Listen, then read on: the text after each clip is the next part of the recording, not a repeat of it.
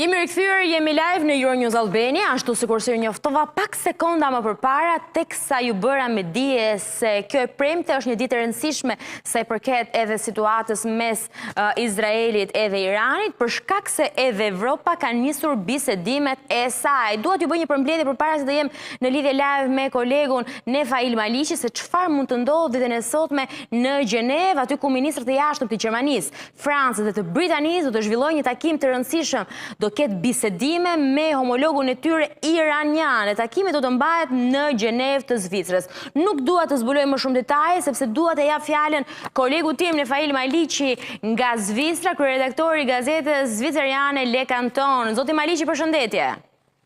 Mirëmëngjesi kolege, mirëmëngjesi ju nga televizioni Euronews Albania. Faleminderit, mirëmëngjes edhe për ju sot për te informacioneve do t'jeni dhe prezent për ta ndjekur takimin nga afër. Çfarë pritet, detajet, agenda po ashtu e cila është bërë publike dhe sigurisht çfarë shkruajnë media zviceriane për këtë takim. Po, patjetër Greta, do t'jemi në vendin e ngjarjes, por fillimisht siç e dini pas një javë, pas një gati u bë një javë pas bombardimeve të njëpasnjëshme mes Izraelit dhe Iranit, evropianët janë të shqetësuar për këtë situatë dhe kanë gjetur, e kanë ndërmend që të japin fund dhe të zgjidhin një zgjidhje mes këtij konflikti të ndalet. Fundit këtë ulja dhe tensionet, kështu sot shefat e diplomacive evropiane do të gjenden tet-a-tet në Gjenevë me homologën iranian Abbas Araghchi për të biseduar mbi krizën në lindjen mesme, në veçanti për programin bërthamor. Ministrat evropian do takohen së pari me diplomatët e lartë të BE-s, zonjën Kaja Kallas, para se të zhvillojë takimin e përbashkët me ministrat e jashtëm me të Iranit. Nga palë evropiane do t'jetë, siç e dini, shefi i diplomacisë franceze, pastaj ajo gjermane dhe britanisë madhe, ndoshta edhe i Zvicrës si mikoqiri i takimit. Iniciativa evropiane vjen në mes frikës, një konflikti në lindjen e mesme, pas Izraeli ka nisur shulme të gjëra ushtarake ndaj armikut të tij të betuar Iranit. Javën e kaluar, çka Irani ju është përgjigjur me sulme hakmarrëse, me bombardime me raketa balistike. Kështu që takimi sotëm në Gjenevë mund themi i zbuluar që ishte i zbuluar nga Reuters, dëshmon se ekziston një çik shpresë këtu me këto përpjekje të fundit me ndërmjesimin e evropianëve për të siguruar një zgjidhje diplomatike dhe për të mos lënë, siç thuhet në media zvicrane, për të mos lënë Donald Trump në kontrollin e vetëm të agjendës. Ky takim do të dhe me që masohet në vëmendje, ndjerë zoti Maliqi se dua të bëj disa ndërhyrje në mënyrë që të kemi sa më shumë informacion. Me që më thatë dhe mbyllet kështu fjalin që mos të lihet pra arena ndërkombëtare apo polici ndërkombëtar vetëm në duart e Donald Trump, presidenti të Shtetit Bashkuar të Amerikës, a dihet nëse takimi që do mbahet sot për pak minuta është edhe në koordinim, pra në një lloj dakordësie, apo ka marrë të dritë një shile dhe nga Amerika për të zhvilluar? Ka një informacion të tillë? Po sigurisht edhe vetë shtyrja edhe për 2 javë nga zoti Trump, kjo dëshmon se i jep një lloj hapësire këtyre negociatave, një shans të fundit, ndoshta mund të themi. Kështu që ky takim do të mbahet pas pak orës, pas pak besa minutash këtu në Gjenevë, në misionin gjerman në OKB, mes zyrtarët e Iranit dhe evropianët, gjason të jetë një takim i fundit. Madje edhe vetë ambasadori iranian në Gjenevë, Ali Bekrani, ka konfirmuar ekzistencën e një kanali diplomatik aktiv.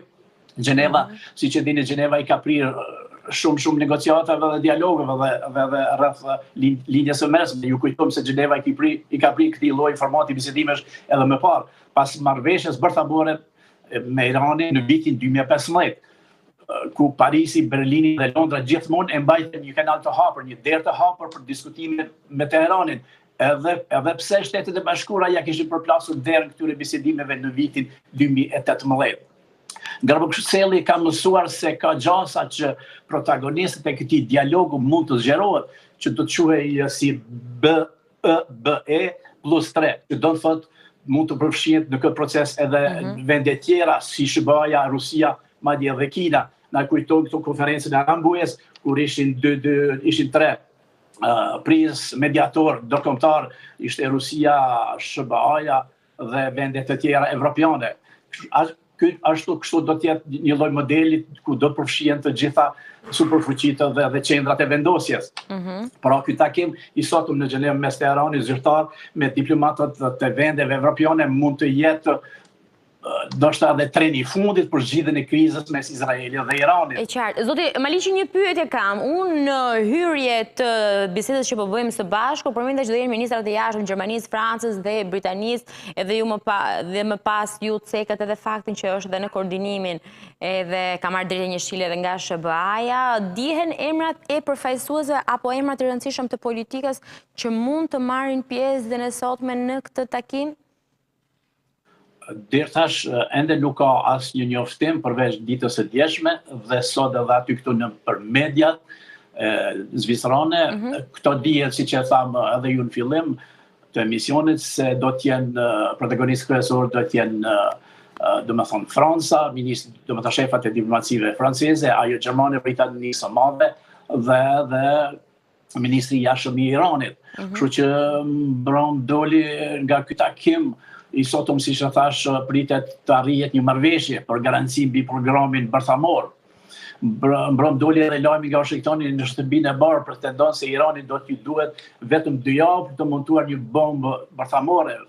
Kështu që Washingtoni e tha mbron se Irani ka aftësinë ta montojë një bombë bërthamore brenda 2 javësh, nëse Udhëheqësi Suprem Ayatollah Ali Khamenei i jep urdhër. Sidoqoftë, Greta, diskutimin e sot me të koordinuara me Shtetet e Bashkuara mund të pasohen me një dialog teknik në nivel ekspertësh, ashtu siç kishte ndodhur edhe me procesin dialog në Bruksel mes Kosovës dhe Serbisë para 12 vitesh. Donald Trump i jep vetes 2 javë për të vendosur nëse do të përfshi apo jo Washingtonin në çështjen e Iranit. Kjo mua më duket si një kthim për një hap për mbrapa, që si duket pak nga kërcënimet e Rusisë dhe Kinës, por edhe të Iranit, por edhe për shkak problemeve të mbreshme në Amerikë. Siç e dini, kloni i Trumpit është thellësisht i ndarë, madje edhe ka edhe përshtatje sadopak me shërbimin sekret amerikan në lidhje me një sulm eventual të SBA-ve kundër Iranit. Derisa disa mbështetës kanë besim të plotë tek ai, domethënë te Trump, në të tjera thonë se nuk duan të marrin pjesë në luftë. Polemikë që mund të i kushtoj shtrenjtë SBA-ve. Fundit ju e dini edhe deklaratët e mëhershme të Trumpit në konfliktin si në Ballkan, po edhe në kriza tjera të botës, ne vazhdimisht ka thonë ne nuk kemi djem për të dhënë, nuk kemi djem për të vrarë për vendet e huaja. Sidoqoftë, Greta, për fund, çka të themi zoti Volhaj, si thonë, prometim me shpresë që sot në Gjenevë do të lëvizin gjërat pozitivisht në favor të paqes dhe stabilitetit në lindjen e mesme. Këtë urojmë, duke qenë se edhe takimi këtë ka synimin e tij kryesor, mos përshkallëzimin e situatës mes Izraelit edhe Iranit, dhe mi që mbyllet me Trump duke cituar edhe ndërhyrjet e tij, rikujtoj dhe një postim që kishte bërë ai në rrjetin social X, nëse e mbani mend, i javës së shkuar, pasi kishte nisur edhe konflikti mes Iranit edhe Izraelit, kur ai pati qasjen duke treguar që Shtetet e Bashkuara të Amerikës din ku ndërhyjnë dhe të sjellin paqe, duke bërë dhe një lloj paralelizmi me situatën e Kosovës dhe Serbisë, duke thënë që ishte një konflikt i cili në një farë mënyre duke ndërhyrë pra SBA-ja, Donald Trump si presidenti atij vendit, nuk u kthye, pra nuk u zhvillua në një luftë. Dhe ndoshta këtë mesazh ka dashur ta jap edhe për situatën që sigurisht i paraprin një situatë e cila nuk do të marrë për masat e tilla, pavarësisht analistë të ndryshëm, konfliktit Izrael edhe pra Izrael-Irani kanë vendosur konotacione të ndryshme nga mënyra se si është duke u zhvilluar. Ndërkohë, një lajm i rëndësishëm që unë e thash edhe pak minuta më përpara dhe doja të merr edhe një koment nga ju, është edhe çështja e mbylljes ambasadave dhe evakuimeve të qytetarëve nga Izraeli dhe Irani. Rasti i Zvicrës është po ashtu interesant, sepse ka qenë një nga vendet që e ka mbyllur edhe ambasadën në Teheran, por po ashtu ka kërkuar dhe evakuimin e qytetarëve. Çfarë dihen rreth këtyre dy momenteve të rëndësishme? Po, ambasadori i Zvicrës në Izrael është i sigurt, është evakuar dhe gjendet në një vend të sigurt, por ka edhe qytetarët ka pasur qytetarë që janë kthyer përmes vendeve fqinje limitrofe të Izraelit. Kështu që mund të themi se Zvicra si një vend neutral është përherë i hap dyert për zgjidhjen e konflikteve zënkave mes vendeve në kriza. Por megjithatë do shtoj se përderisa të gjithë bota i ka drejtuar syt sot në luftën e Izraelit dhe në Gjenevë dhe konfliktin me Iranin, gjendja e popullsisë në rripin e Gazës është katastrofale dhe dramatike. Kur është fjallat e bombardimi i një spitali bëhet fjalë që dje. Mund të them se Irani megjithatë është treguar pak i kujdesshëm që të mos ketë viktima, s'ka pas asnjë viktim. Nëse kthehemi pak mbrapa, para në dhjetorin e vitit të kaluar, ishte sulmuar në Gaza një spital nga Izraeli, ku kishte 50 viktima, aty kishte civil, kishte pastaj edhe mjek, edhe pacient. Sidoqoftë përtusja OKB-s me urgjirë shqiptare, Francesca Albanese, cila Netanyahu e quajti Hitler, tha se në lindjen e mesme ai nuk po bën luftë, por po vret fëmijë, po bën masakre, gjenocid dhe spastrime etnike për të shfarosur popullin palestinian. Këto kemi të bëjmë me krime lufte kundër njerëzimit. Zoti Maliqi, me që jeni duke komentuar dhe analizuar qasjen që edhe kanë analistë dhe figura politike, por edhe vetë qytetarët e cilët janë të interesuar sigurisht për këtë situatë mes Izraelit edhe Iranit. Jam kurioze për të ditur edhe në Zvicër se si po komentohet e situata në fjalë, ku shihet si fajtor, cilat janë analizat që vendosin në pa njërin shtet apo tjetrin më pak. Apo jo, a është frika për planin bërthamor të Iranit nga ana tjetër, apo shihet se një lloj justifikimi nga ana Izraelit për të sulmuar për çështjet e tjera gjeopolitike, cilat kanë patur interes, ti shihet edhe në mediat zviceriane, cilat janë analizat dhe komentet e bëra për situatën? Edhe këtu ka mediat i japin hapësirë të gjerë, madje ka edhe panik edhe ka përforcime policore, sidomos të sinagogëve këtu në mbrojtje të hebrejve, por edhe të palës tjetër të popullatës iraniane, këtu që jenë, apo dhe ambasadave të ndryshme përfaqësive diplomatike. Dhe mund të themi se sa i përket analizëve, bile sot e dëgjova një analist ku po flet me një medium, kur ka thonë Netanyahu se ne do ta mbrojmë Evropën, ai tha se Netanyahu do të ishte mirë ta mbrojmë më së pari Izraelin së pari e pastaj Evropën, sepse Evropa mund ta mbrojë vetë, nuk është aq problem.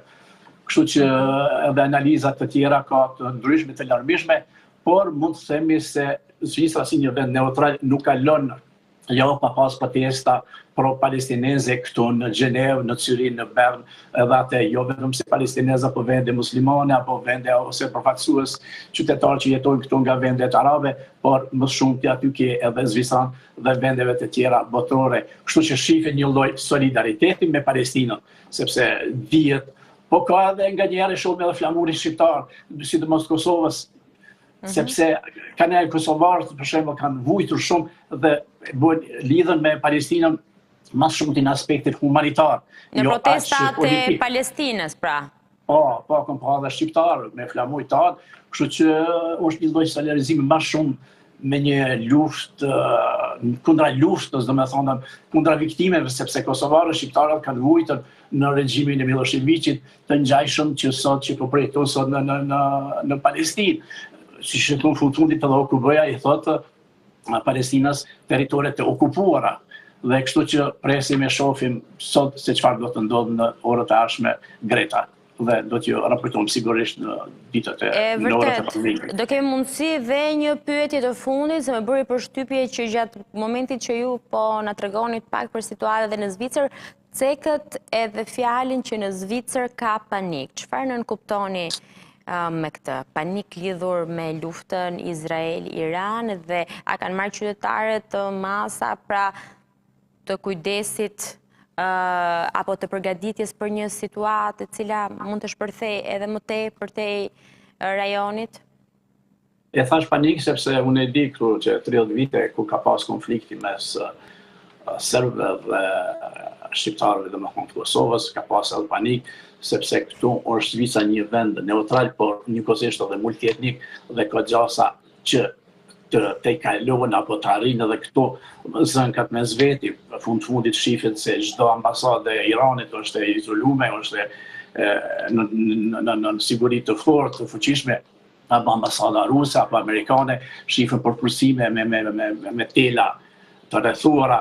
Njëkohësisht edhe ambasada, sidomos ambasada e Izraelit ka përpursime të policisë dhe këto shprehet një panik mos ketë ndonjë që transferohet të ndonjë problem kyç, ndonjë mes komuniteteve, sepse Zvicra, siç e dini, ka spaku 40-50 komunikete nga mbar bota, sidomos kohëve të fundit ku konfliktet janë dallëruar dhe intensifikuar në rajon.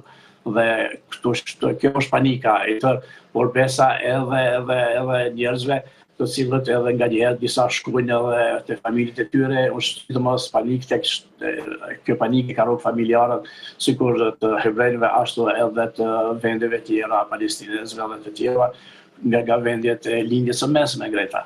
E qartë, sigurisht situata nuk është e qetë, të gjithë janë të shqetësuar për vazhdimsinë e kësaj situate, duke uruar që bisedimet të tilla duke nisur nga ky që do bëhet ditën e sotme në Gjenevë të Zvicrës, të shërbejë që situata mos të përshkallëzohet dhe të arrihet një situatë qetësie në rajonin e lindjes së mesme. Po.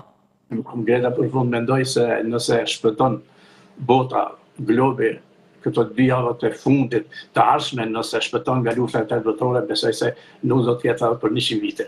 Sepse kur s'ka qenë situata shumë ndërlikuar, ju e dini reagimet e Kinës, ju e dini reagimet e rusëve. Kështu që edhe Trump është mbështetur pak një çik për murin, prandaj edhe ka shtyr 1-2 javë vit që të mendohen se çfarë të ndodh me Izraelin dhe Iranin. Sepse njerëzit nga njëherë flitet se ka edhe bomba atomike. Kështu që kjo rreziqe shumë të mëdha.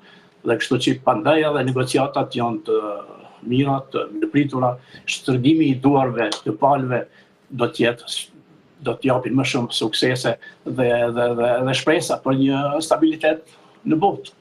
Urojmë që të jetë kështu me mbylljen edhe të fjalimit tuaj që duke mbajtur të jetë ky edhe mesazhi dhe ardhmja e situatës të fjalë. Faleminderit shumë zoti Maliqi dhe sigurisht do mbetemi në kontakt për të gjitha zhvillimet nga takimi i sotshëm me homologun iranian të ministrave europian në Gjenevë të Zvicrës. Dhe njëherë faleminderit shumë. Patjetër, mirupafshim. Faleminderit, përshëndes. Mirë, ndërkohë me shqiptarët tanë të cilët janë kudo për të mësuar dhe për të informuar për lajmin e fundit, sidomos kur bëhet fjala për të marrë informacionet e fundit se përket një konflikti mes Izraelit dhe Iranit. Ne do kemi mundësi të shkojmë në pak sekonda publicitet dhe më pas do kemi mundësi që të ulemi për të bërë analiza me 2 ekspertët e marrëdhënieve ndërkombëtare, me Selam Hajrizin dhe me Geron Kamberin, për të komentuar dhe për të dhënë të gjitha parashikimet e mundshme të situatës të fjalë me komponentët cilët kemi në tavolinë deri në këtë moment. Pak publicitet dhe rikthehemi.